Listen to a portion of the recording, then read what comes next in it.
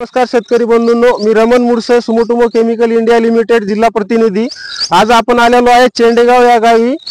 तर पाटील यांच्या शेतामध्ये तुरीच्या ह्या एका लाईनवर डेमो दिलेला होता। स्वाधीन 50 ग्राम, विद्युत 7 ml आणि सुअर शॉट हे 5 ml।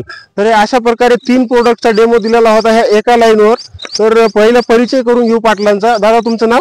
मारुती मारुती रामलिंग डोंपरे। ओके, तालुका देगलूर, जिल्हा नांदेड। हा, तर आपण ह्याच्यावर ह्या एका लाईनवर ह्या 3 प्रोडक्टचा डेमो दिलेला होता। तर ह्या विद्युतचा परिणाम तुम्हाला कसा वाटते ह्या लाईनवर आणि ह्या लाईनवर थोडक्यात सांगू शकता?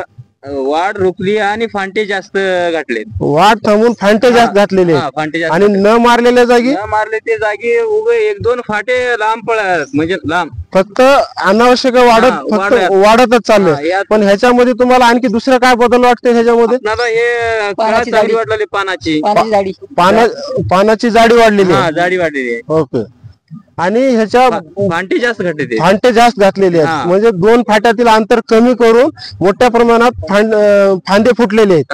आणि ह्याच्यामध्ये सरळ न मारलेले ह्याच्यामध्ये सरळ वाढलेलं आहे। आणि हे जे मारलेलं आहे ते पूर्ण झाड तुम्हाला डेरेदार झालेली हे ओळ दिसते। चांगलं वाटते, कळा बिळा सगळे चांगले वाटते एकदम। आणि ह्याच्यामध्ये जे आहे क्लोरोफिल हे मोठ्या प्रमाणामध्ये वाढलेला आहे आणि ह्याच्यामध्ये पिवळसरपणा आहे।